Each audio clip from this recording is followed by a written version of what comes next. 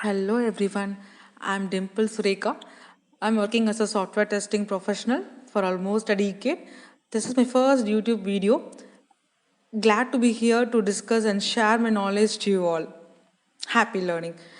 The objective of this video is to cover the basics of non-functional requirements gathering.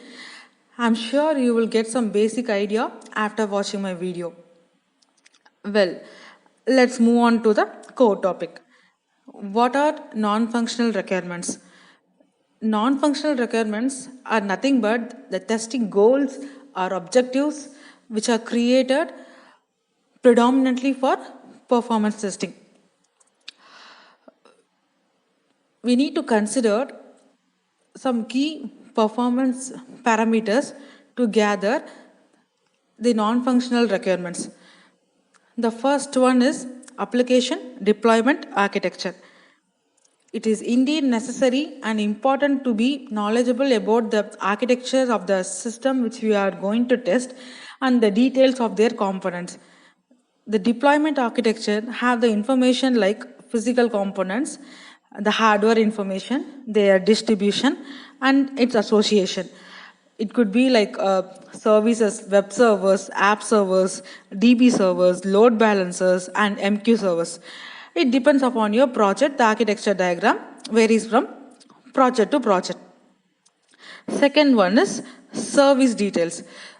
We need to know whether the application request goes in UI calls or the web service calls. The server details referring to here is web server, app server, and DB servers.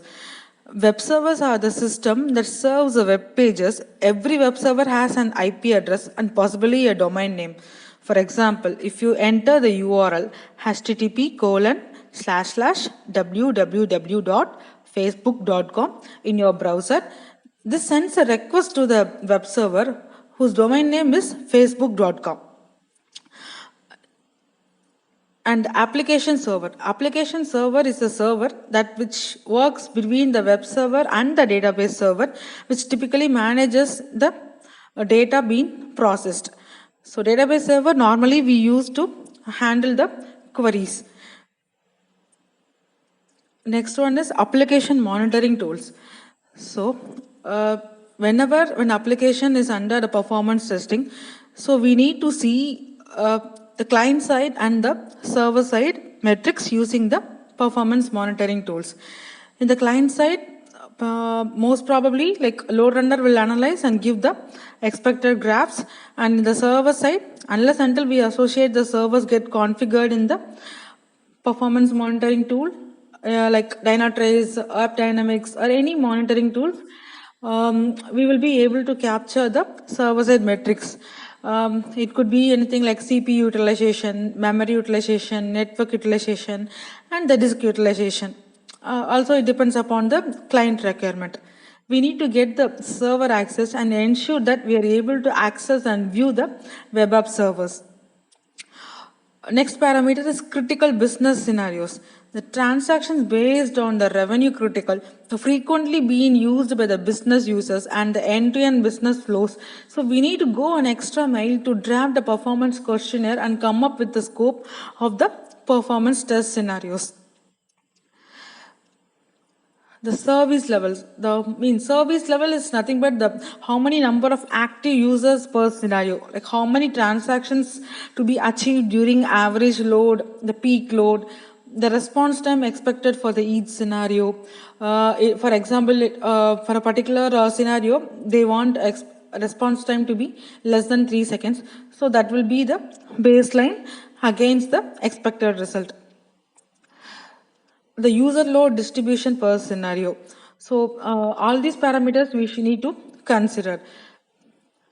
Moving on to the test data. So test data is another crucial thing which we need to consider, the set of inputs to be keyed in the application as we do different types of testing and the different rounds of testing. Therefore, we need huge data for testing. So we need to get data either from DB or we need to request functional team to provide the data. Since they are used to the application, they would have completed 80% of testing functionally. The system is stable. Uh, so we need to also get it clarified, like whether the test data is unique or it is reiteratable on whether it will work on multiple rounds of testing. If it is unique means we need to prepare huge data. If it is reiteratable means we can use the same data. So little effort is required to prepare the data. Next is the application version. Like we need to be very sure like what URL we are going to use. It is good to have the dedicated performance testing environment, that is the replica of the production environment, to see the accuracy of the performance test results. We should request DB team to do an appropriate DB refresh in order to make it sync with the production environment. Next is about the user credentials. User credentials, we get it prior, because like we need to navigate to the application, and we also need to get the user access for the DB to see whether we are able to pull out the test data, not only for DB servers but also for web app servers, performance testing tool access, performance monitoring tools access. Next one is about the batch cycles.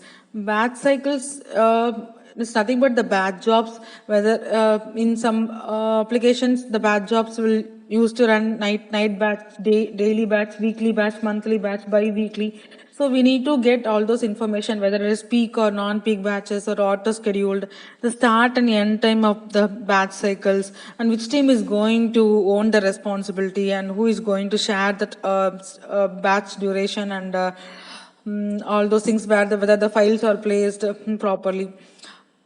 And next key parameter is transaction volume.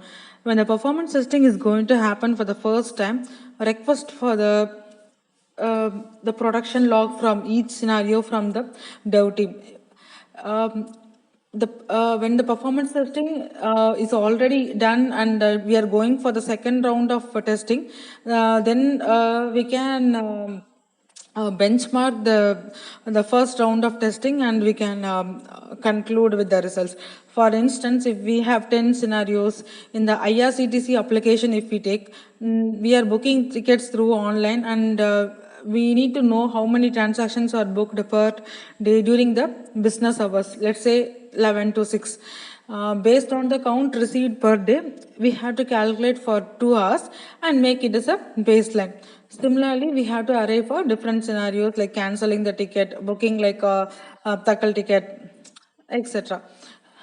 Next key parameter is user volume. For example, the concurrent user volume we need to get, like how many business users log into the application. We need to get the concurrent user volume and the transaction count which we received from the production log. That's all from this video. I hope you got a basic understanding of the non-functional requirements. Thanks for watching my video. Please post your feedback in comment section and share it with your friends who are all interested to learn performance testing. Thank you.